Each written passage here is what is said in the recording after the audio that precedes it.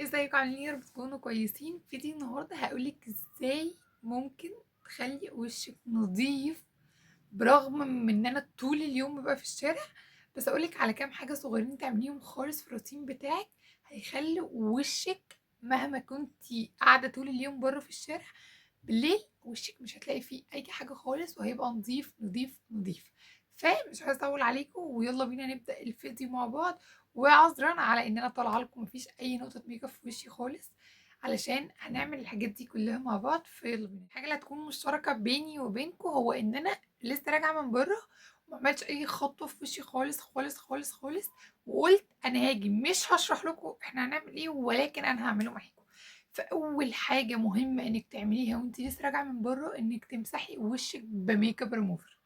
طب انا ما كنتش حاطه ميك اب، هل كده ان انا همسح وشي ميك اب ريموفر؟ اه. طب انا عامله فول ميك اب، هنضف وشي وهنضفه مره تاني، يعني هنضف الميك اب الاول وبعد كده هنضفه مره تاني بنفس الميك اب ريموفر بتاعي. سواء كنت عامله ميك اب او سواء ما كنتيش عامله ميك اب، برضو هتنضفي وشك باي ميك اب ريموفر عندك. طيب الميك اب ريموفر اللي انا بستخدمه وبحبه جدا بس ما نجيبوش حوالين منطقة العين هو بتاع ستارفل. جميل وكل حاجة ولكن بيحرق منطقة العين. فأنا دلوقتي جايبة عادي قطن، عادي قطن عادي حتى مش اللي هو الباكج، أي قطن عندك، وهاخد منه حتة نلم شعرنا، وهاخد حتة من الميك اب ريموفر وهمسح بيها وشي كله. على الرغم من ان انا طول اليوم انا ما كنتش حاطه ميك اب اصلا، انا ما كنتش حاطه اي ميك اب في وشي خالص، ولكن الخطوه دي مفيش غنى عنها. سواء انت كنتي حاطه ميك اب ونازله بميك اب او ما كنتيش حاطه ميك اب، برضو كده كده اعمليها. ودي خطوه هنفهم بعد شويه دي مهمه جدا. وانت بتنضفي وشك كويس، اهم حاجه انك ما تجيش يعني منطقه حوالين العين دي بالذات اخرك هنا اللي هو عند خدودي، منطقة العين ما تجيش حواليها خالص خالص خالص خالص خالص. وعلى قد ما تقدري ما تجيش حوالين منطقة الفم هنا، لأنها برضو هتت... هتلتهب منك، ولو ما التهبتش هتبدأ تقشر منك وتبدأ تنشف واحنا في شتاء. فعلى قد ما تقدري حاولي، يعني ممكن مثلا يعني انا عايزه امسح بس عشان انضف وشي، شايفين الجلول اللي القطنه عملته؟ انا عايزه بس امسح مسحه خفيفه بسرعه لان اكيد برضو الحته دي جت لها تراب، انا في الشارع طول اليوم. فممكن بس اعمل بسرعه حاجه خفيفه كده، لكن ما بيتش واقعد اعمل زي ما بعمل في باقي وشي. شايفين الحتت اللي فيها المسام دي؟ الحتت اللي فيها المسام دي توصي بيها على قد ما تقدري، توصي بحتت المسام دي على قد ما تقدري، لان المسام بتاخد الدنيا كده، بتاخد الجو كله في حته تانية خالص. انا همسح وشي كله وهاخد رقبتي. يا جماعه مش محتاجين ننسى رقبتنا في اي روتين بنعمله، لان رقبتنا ده جزء يتجزأ مننا عادي. يعني انا مش رقبتي في حته وبقيت انا في حته، دي رقبتي باقي وشي اهو، باقي وشي عادي. فرقبتك دي جزء يتجزأ منك عادي، فنضفيها معاكي ورطبيها معاكي وحط لها كريم معاكي، حط لها غسول معاكي، حط لها كل حاجه، خديها معاكي عادي. مش هيبقى وشي نضيف ورقبتي مش نضيفه؟ دي جزء معانا عادي جدا، فمفيش مشكله. ممكن ما اتكش قوي على ان انا بمسح بالميك اب ريموفر لان كده كده لسه غسول وفي ستيبس كتير هتحصل، ولكن برضو انا لازم انضفها، ما هي جزء يتجزأ من وشي، فانا لازم انضفها على قد ما اقدر. انا كده خدت رقبتي وخدت وشي بالقطن. على قد ما تقدري ابعدي حوالين العين وابعدي حوالين الفم من هنا. كده دي اول خطوه خالص انا عملتها، وهي ان انا نضفت وشي بميك اب ريموفر. تاني خطوه هنعملها بعد ما انشف وشي، لحظه اقفل الميك اب ريموفر عشان ما يبص ما يكبش. بعد ما اغسل، بعد ما امسح وشي كله بميك اب ريموفر، تاني ستيب او تاني خطوه انا هعملها هي ان انا هغسل وشي بالغسول المفضل بتاعي. انا عمري ما اقدر اقولك هاتي ده، هو ده الجميل، هو ده الحل جواه اللي يريحك واللي انت بتستخدميه. زي انا دلوقتي بستخدم الستارفل، مع ان الستارفل ده ممكن ناس كتير تقول لك لا لا لا ده بيحرق العين، لا لا لا ده بيوجع الوش، او مريحني، فخلاص ما فيش مشكله. فبتحبي كذا هاتي كذا، انا بحب ستارفل بستخدم ستارفل. الغسول بتاعي الغسول اللي مريح بشرتك استخدميه هو. دي تاني خطوة أنا هعملها. طب أنا دلوقتي نضفت وشي كويس جدا بالقطنة، بصوا أصلا حاسة إن هو نضف لدرجة إن هو بقى فيه جلو كده، معرفش واضحة ولا لأ. هروح أغسل وشي بالغسول وهجيلكوا تاني بعد ما ننضف وشنا كويس قوي بالغسول. انا جيت بعد ما غسلت وشي، طبعا باين قوي ان انا لميت شعري عشان انا بحب فقرة وشي دي، وانا بنضف وشي انضف وشي بكل عمق عندنا. فانا جايب الميه بتاعتي، مرضتش اشيلها. بعد ما غسلنا وشنا كويس قوي هننشف وشنا.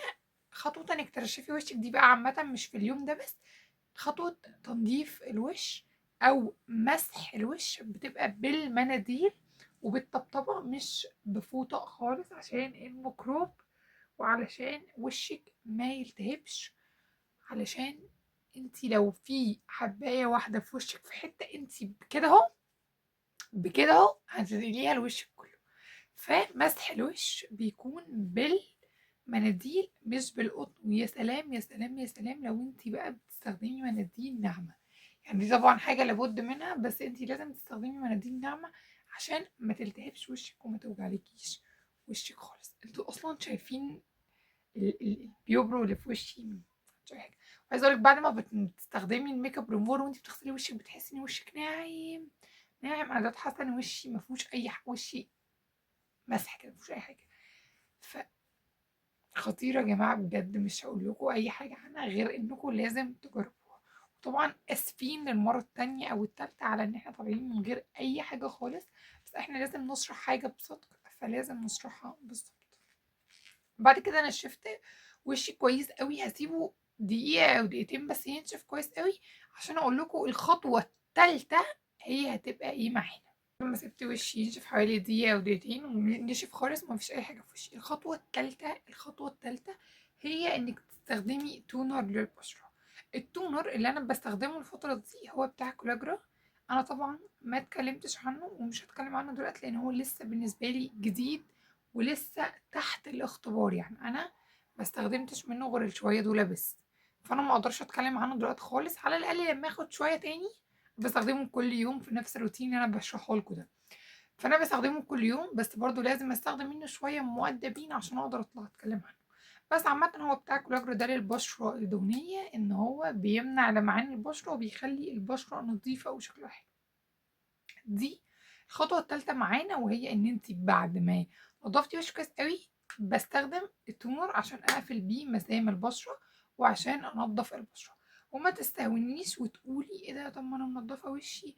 اكيد اصلا خطوه التونر دي خطوه مش اساسيه لان هو مش هيطلع حاجه، لان انا منضفه وشي كويس قوي الميك اب ريموفر وعامله وشي بكل حاجه، فالتونر مش هيطلع اي حاجه. اللي انتي ما تعرفيهوش ان هو التونر برضو خطوه مهمه قوي وهيظبط جزء كويس قوي في وشك، حتى لو انتي مش واخده بالك من ده. انا بحب القطن ده عادي وده المتوفر عندي حاليا، فما تأزميش الدنيا والصحابي الدنيا عليك موجود عندك الصحاب. سواء القطن ده سواء القطن اللي هو العادي اللي هو بتاع الميك اب نفسه، اي قطن موجود عندك استخدميه وما توقفيش الدنيا. دي تبعنا بتاعتنا، دي ملكيتنا، مفيش مشكلة ان احنا ناخدها معانا عادي. ترقفوا عليها وخدوها معانا عادي. حاجة كويسة، حاجة كويسة ليكي. انا ساعات باخد باقي رقبتي عادي، مش مشكلة. معايا مثلا تونر كفاية او معايا تونر ما كتير، خدي باقي رقبتك مفيش مشكلة يعني. اه يعني مشي كده، خدي كده نضفي جزء كويس كده. عايزة اقول لكم ان انتي بعد ما تعملي الثلاث خطوات، وانا نفسي اوريكم ان البشرة نظيفة، البشرة نفسها اصلا نطفت، هي البشرة نطفت من كل حاجة، انت مش مستنية تعملي عليها اي حاجة. بعد ما التونر بتاعك ينشف انت اكيد مش هتعملي الستبس دي ورا بعض، ولو عملتيها ورا بعض كده كده اكيد هتسيبي وقت شوية لبشرتك ان هي تنشف. شوية اللي نشفتيها بقى هتبقى خلاص التونر ناشف، وهيبقى كل الخطوات دي كل المقادير اللي عملناها دي خلصت على وشك. هتبدأي قبل ما تنامي تحطي المرطب لو انت عايزة ترطبي، لو انت بتستخدمي سيرم، لو انت بتستخدمي كريم، فانت هتبقي بس أهلتي البشرة ونضفتها عشان أي كريم أنا أحطه على البشرة تتقبله على طول وتتفاعل معاه وتديني الإفكت اللي أنا عايزاه، مش هتفاعل بالسلب أو تتأثر أو تبقى بعمل فيها طبقات مش نظيفة. فأنا كده نضفت البشرة وأهلتها لأي برودكت أنا هحطه عليها هو يتقبلها على طول لأن هي نظيفة كفاية.